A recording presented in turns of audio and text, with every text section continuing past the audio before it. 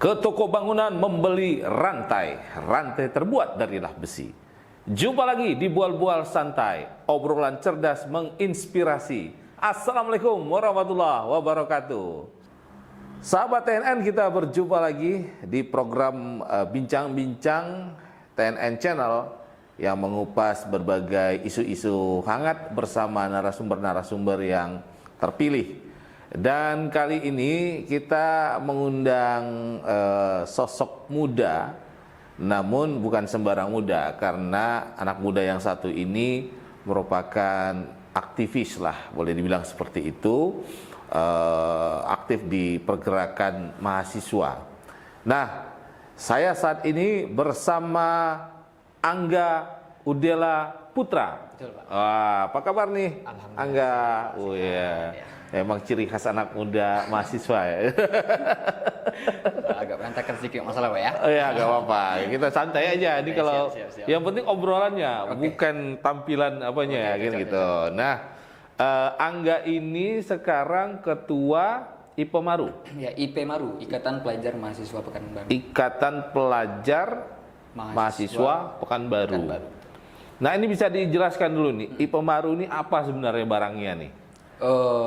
IPEMARU ini kalau kita di mahasiswa itu sebutnya paguyuban. Paguyuban ya, oke. Nah, kayak di tempat-tempat lain seperti Marohu, Himpunan Mahasiswa Rokan Hulu, gitu. Kita sama. Nah, sama. Kita menaungi daerah masing-masing gitu. Oke, berarti ini regionnya ini Pekanbaru lah. Iya, regionnya Pekanbaru. Paguyuban, tempat berkumpulnya pemuda dan mahasiswa Pekanbaru. Iya. Nah, itu lebih bertujuan untuk apa sebenarnya? Sosialkah atau ada tujuan yang juga lebih luas? Kalau tujuannya ya balik lagi ke kalimat mahasiswa tadi tuh, Bang ya. Ya sosial kontrol itu tadi. Oke. Ya kan ya, kita coba melakukan perubahan. Lalu ya kita sebagai apa namanya? Ya kita lah mahasiswa saat ini yang menjadi tolak ukur penerus untuk di masa mendatang. Nah, di sana tentu kita yang dianggap sebagai kaum ataupun sebagai orang yang memiliki ilmu dan pendidikan, tentu kita harus bisa menyampaikan juga kepada masyarakat. Oke. Jadi cerita ini Angga masih mahasiswa? Masih mahasiswa. Di mana nih? Kemarin itu S1 itu di UNRI, Bang ya. Di UIN. UIN. Nah, saat ini lanjut S1 lagi di Persada. Wah, rajin kuliah. Bukan rajin kuliah, Bang. Ya, saya juga anak pertama dari 3 bersaudara itu, Bang ya. Ya, dengan komposisi orang tua saya itu SD aja nggak tamat. Oke. Nah, SD aja nggak tamat ya. Saya coba memberikan contoh kepada adik-adik saya, ya pendidikan itu penting. Penting, betul. Pendidikan itu penting, ditambah lagi, walaupun adik saya kedua-duanya itu cewek ya, yang mana biasa cewek itu diskriminasi, ya pendidikan itu gak penting, gitu kan, gitu Bang ya. Ya di sini saya coba memberikan contoh bahwasanya pendidikan itu penting. Silahkan apa namanya itu bersekolah, menempuh pendidikan yang maksimal ya, apapun besok pekerjaannya bukan karena pendidikan. Jangan salahkan pendidikan apapun pekerjaan ke depannya. Oke. Nah, ini menarik kalau kita bicara tentang potret pemuda, potret mahasiswa masa kini gitu ya. Ada yang bilang nih enggak, beda nih mahasiswa sekarang dengan mahasiswa zaman dulu gitu ya. Kalau masa dulu itu mahasiswanya punya komitmen untuk perubahan tuh luar biasa. Kalau sekarang ini kan era digital, semua dimanjakan. Buat tugas kampus pakai AI gitu kan. Manja-manja kan. Angga setuju juga dengan persepsi begitu tuh? Sebenarnya terlepas dari manja atau tidak itu tergantung oknum atau orangnya lagi ya kan ya. Karena jujur Angga sendiri bisa Angga sampaikan ya, Angga sadar sama diri Angga melek akan digitalisasi gitu kan. Ya, dalam proses penggunaan AI Angga menggunakan begitu. Tapi bukan berarti kita menjadi bodoh ataupun diperbudak dengan ada AI gitu. Nah, lalu ya Angga pribadi juga sebelumnya juga bekerja di ruang lingkup multimedia. Ya digitalisasi itu nggak penting gitu kan. Iya, nggak bisa kita hindari lah ya. Nggak bisa kita hindari. Ya, kalau orang mengatakan proses digitalisasi yang berkembang cepat saat ini dapat menurunkan kredibilitas ataupun kompetensi dari kawan-kawan pemuda, ya balik lagi ke orang yang ada. Ya alhamdulillah pada saat ini ya Angga sendiri yang mana dianggap mungkin menurunkan kompetensi, ya saya itu anggap bisa mendapat penghasilan dari sana. Nanti kan terbalik itu kan ya. Bisa kita bantah itu tadi. Oke. Tapi ada juga begini, ini diskusi-diskusi saya dengan teman-teman lah ya, dengan aktivis-aktivis masa lalu lah. Kalau kita melihat pergerakan mahasiswa sekarang dengan yang dulu, ya ada plus minus sih. Kalau saya pribadi jujur ada plus minus. Tapi kecanggihan teknologi dengan banyaknya media sosial dan sebagainya itu, di satu sisi memang mempermudah penyampaian pesan, tapi disrupsinya terhadap upaya gerakan mahasiswa itu juga cukup keras katanya, cukup kuat gitu ya. Artinya bahwa jika ada satu kelompok mahasiswa misalnya lakukan gerakan ini, itu ada tandingan tuh untuk meruntuhkan kredibilitas, disiarkan isu bahwa begini-begini. Itu gimana menanggapi tantangan ya? Tantangan itu kan dari satu sisi benar lah ya kan. Wah, mudah lah kita menyampaikan. Kalau zaman dulu generasi 98 misalnya kan ngumpulin orang kan susah. Kalau sekarang kan tinggal Instagram akan demo, itu kan tahu orang itu. Ya apa namanya itu mudah lah untuk melakukan apa namanya social movement lah ya, gerakan betul, sosial. Ya, mudah untuk melakukan gerakan sosial dengan isu yang mau itu benar atau tidak. Bisa lah. Ya kalau sekiranya itu tidak, otomatis kan buruk untuk masyarakat. Kalau sebenarnya iya, ya nggak ada salahnya itu kan. Tapi terlepas dari itu kan, kalau menurut Angga pribadi kan, ya karena Angga juga berjualan di ruang lingkup media, ya memang terkadang ya dari media itu sendiri mungkin ada oknum yang memang menyalahgunakan itu. Kan? Tapi balik lagi yang saat ini sedang Angga jalani, muda dan mahasiswa, ya di sana peran kita, karena gini lah, kita tidak bisa membendung itu untuk tidak terjadi. Betul. Jadi ya kita cuma bisa memaksimalkan peran kita. Jadi di sana kita coba memberikan semaksimal mungkin. Ya semaksimal mungkin dalam arti kata, kalau sekiranya memang itu informasinya agak belok, tentu kita akan validasi dulu. Validasi dalam arti kata ya kita temui orang yang bersangkutan. Nah, dari sana ya kita bisa menjumpai, ya kita banding isu itu. Kita banding isu itu kan. Ya kita cuma bisa counter. Kalau untuk memastikan mereka untuk tidak seperti itu kita nggak bisa. Gitu kan. Kita bisa melakukan counter dan memastikan ya itu tadi, karena kita muda ya maksimalkan lagi teknologi itu tadi. Di saat mereka mungkin terlihat, ya kita usahakan lebih terlihat. Kita timbun mereka. Jadi ini memang perangnya tidak hanya di dunia nyata di lapangan, tapi juga di dunia maya itu sekarang. Itu gampang kali ya, sambil duduk ya kita bisa ikut orang yang kita punya kan gitu. Jadi anak-anak muda memang lebih suka main itu juga lah ya, untuk pastilah kan. Lebih ke terkadang itu pula masalah ya kan. Iya. Itu pula masalah ya. Nah, pergerakan mahasiswa itu walaupun zaman berubah, tapi kan yang namanya mahasiswa itu tidak bisa lepas dari institusi yang menaunginya ya, lembaga perguruan tinggi, kampus dan sebagainya. Nah, kalau Angga melihat sekarang bagaimana sikap dari petinggi-petinggi kampus gitu terhadap aktivitas-aktivitas pergerakan mahasiswa di luar? Apakah ada perubahan atau lebih memberikan ruang atau seperti apa? Di sini ya Angga kan pada saat berkuliah itu tahun 2018 Anda. Yang pada saat itu juga untuk ya yang biasa dilakukan oleh mahasiswa itu kan aksi ya kan ya. Aksi dalam arti kata ya tetap taat aturan gitu. Terlepas dari taat aturan atau tidak, di tahun 2018 itu mahasiswa sangat aktif Anda. Apalagi di 2018 lalu kita dijumpai dengan yang namanya Omnibus Law, dijumpai dengan namanya COVID. Kan? Nah, lalu setelah itu berlalu, ya kami yang merasakan tahun 2018, 19, 20 itu aksi yang besar-besaran seperti itu dan melihat keadaan di tahun sekarang memang agak redup rasanya, gitu kan? Agak redup gitu kan. Tapi terlepas dari itu memang semangat dari kawan-kawan ini seperti sudah menurun. Kalau menurut Anda kan, artinya ini bukan persoalan ada represi dari kampus atau pembatasan dari universitas gitu. Kalau pembatasan nggak rasa tidak ada. Enggak ya. Iya, memang karena, diberi ruang tetap ya. Ya karena kayaknya mahasiswa nggak mempan hanya dibatasi dari pihak kampus nggak mempan lah rasa ya. Tapi sejauh ini memang ya menurut hemat Angga nih kan menurut hemat Angga ya sejauh ini memang karena Angga merasakan sebelumnya menjadi tolak ukur melihat sekarang ya cukup cukup kurang lah. Ya. Ya mungkin itu terjadi pada diri Apa- Angga sendiri juga mungkin begitu. Apa karena nggak ada isu-isu kuat gitu 2 tahun belakangan ini? Kalau isu-isu kuat sebenarnya terjadi, tunggu dah, sebelum sampai ke sana, yang perlu ngejelaskan sebenarnya demo itu kan tidak demo itu kan adalah proses jalan akhir gitu kan ya. Jalan akhir kita itu kan. Mana tahu dalam beberapa kurun waktu belakangan ini memang kawan-kawan lebih sering melakukan yang namanya audiensi ataupun mediasi. Makanya kita ya nggak bisa mengatakan, maka nggak sampaikan tadi hemat Angga gitu kan. Semua pengetahuan Angga gitu kan. Tapi ya terlepas dari itu ya, kalau aksi itu kan memang permasalahan itu kan nggak harus permasalahan besar.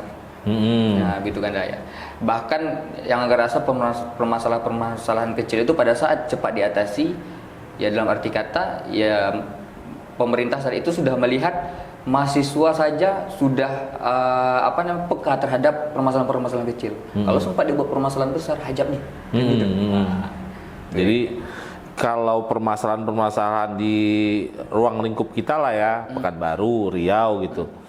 Nah, itu apa yang Anda lihat masih menjadi tema-tema menarik untuk diperjuangkan oleh kawan-kawan mahasiswa? Diperjuangkan dalam arti kata tentu dengan berbagai cara tadi kan ya. Ya, yang sedang bergejolak ini ya karena proses transisi baru saja terjadi kan. Ya itu Angga sebenarnya seringlah melihat berita itu kan. Sering melihat berita terkait keadaan Riau ataupun Pekanbaru gitu kan. Tapi terlepas dari itu, kalau Angga pribadi tentu akan melakukan audiensi dulu kan ya. Melakukan audiensi karena seperti yang Angga sampaikan di awal, jangan kita menjadi oknum yang mana proses penyampaian informasi itu salah. Kita yang akan membendung informasi itu benar atau salah. Ya semaksimal mungkin kita dari khususnya IPMaru akan memvalidasi dahulu informasi itu, baru kita dengan PD menyampaikan kepada kalangan masyarakat. Oh iya dong. Kan kita levelnya mahasiswa kan, bukan masyarakat awam, isu langsung aksi gitu. Betul. Kan. Betul. Nah, itu biasanya ada diskusi.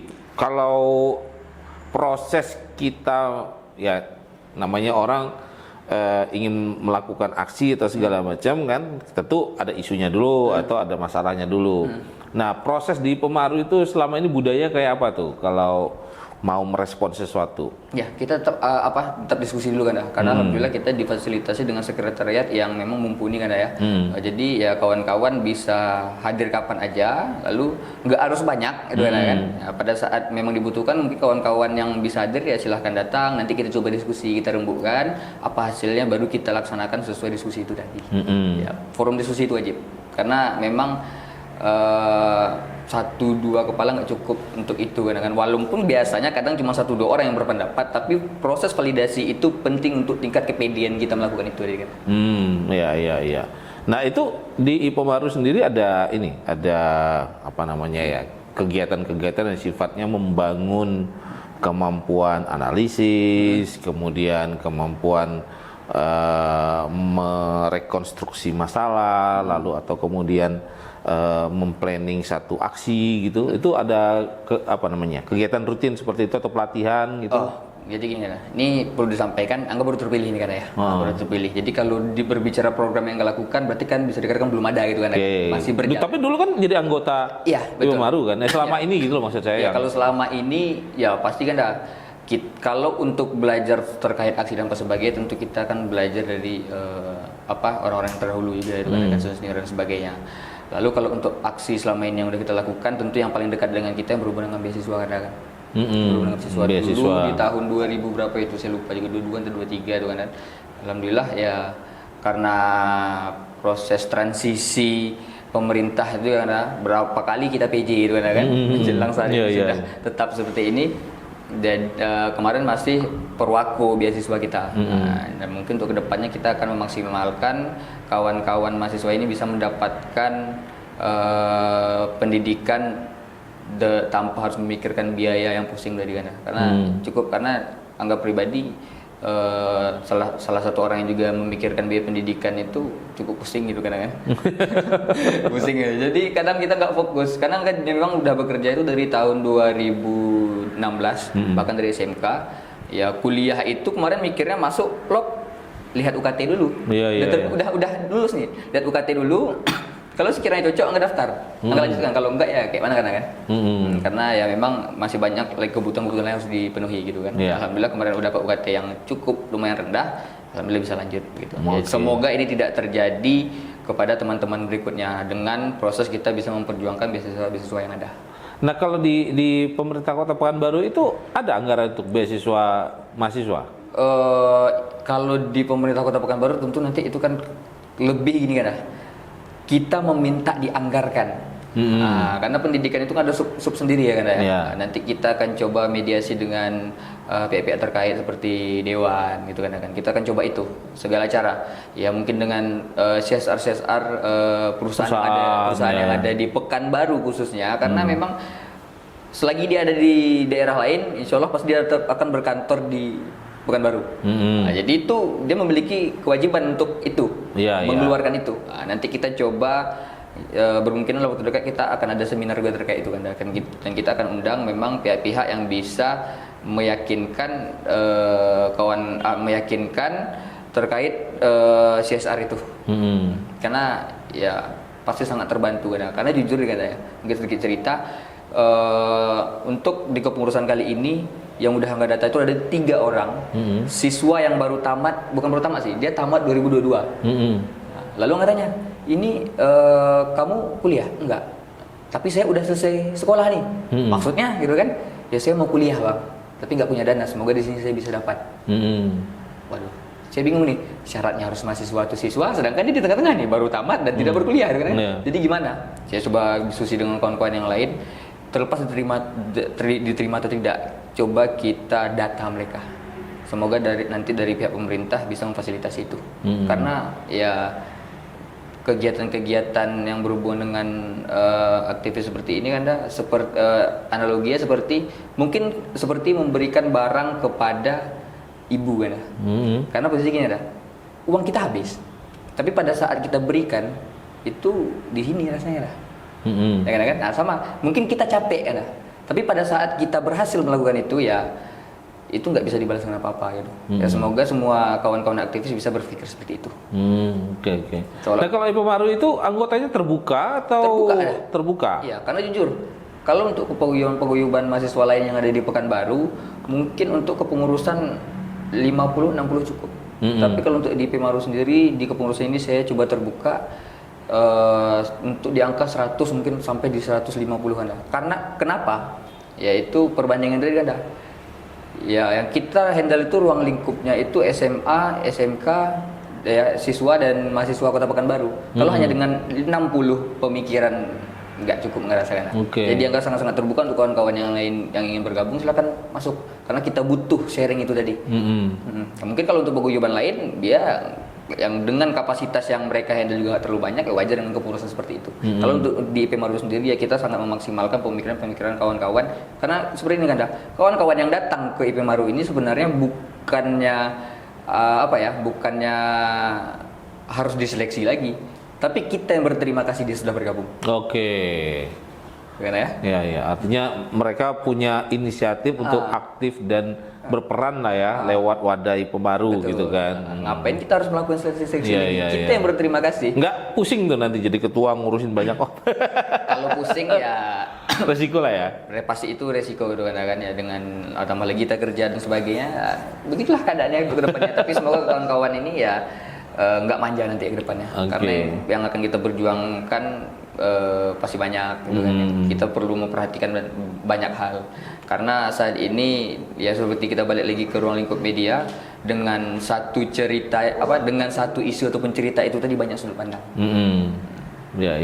Sudut pandang. Jadi mungkin kita dengan orang yang ramai itu tadi bisa melihat dan menilai dari segala sisi.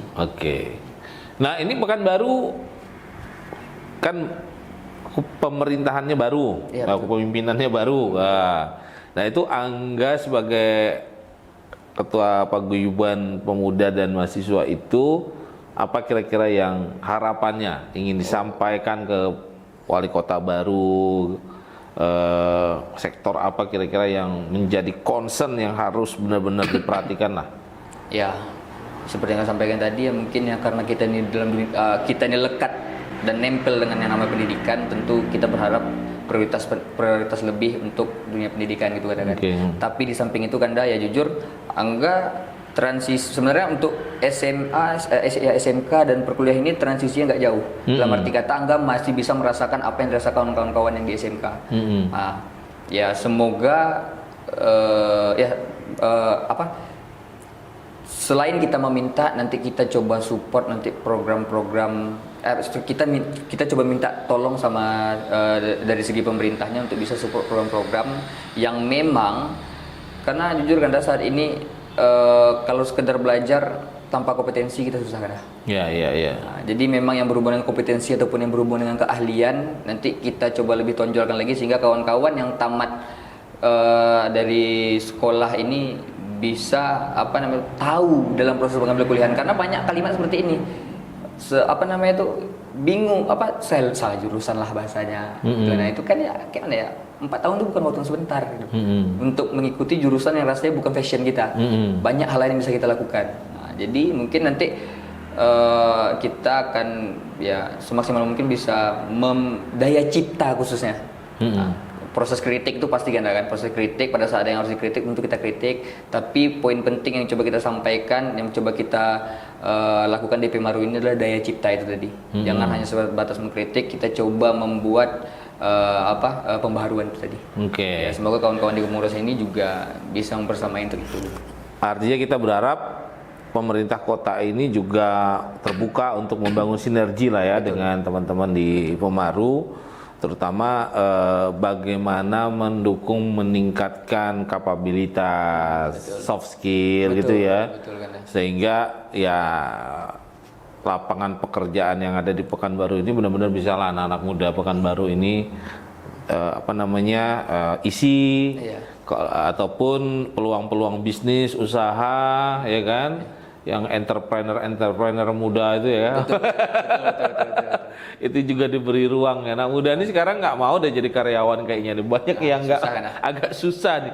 Gen Z ini agak susah mau jadi karyawan. Jadi mereka lebih suka berkreativitas dan sebagainya. Jadi itu ya apa yang dulu dijanjikan wali kota. Karena saya pernah dengar wali kota ini janji mau berikan ruang yang luar biasa untuk anak muda, ya kan? Nah itu perlu dikawal. Pasti kita kawal, memang itulah tujuan kita tadi. Nah coba itu. Kita kawal, coba kita maksimalkan, gitu kan? Iya. Ya kawan-kawan ini tadi juga ya, karena saya pribadi juga standby 24 jam di Sekre ya. Semoga. Sekrenya di mana nih ngomong-ngomong? Sekrenya itu di depan Polda. Oh depan Polda. Dinas Pendidikan Lama. Oke. Jadi semoga dengan saya berada 24 jam di sana, kawan-kawan yang hadir ya. Setiap hadir kita coba buat ruang diskusi. Oke. Ya, kita tampung, kita fasilitasi, gitu kan. Oke, Angga. Waduh, asik juga ngobrol dengan Angga ini. Mudah-mudahan apa yang dicita-citakan lewat Pemaruu ini bisa tercapai semua lah ya. Amin. Ya, tentu saja dengan kekompakan seluruh anggota dan pengurus, saya kira program-program ini bisa dilaksanakan. Ya.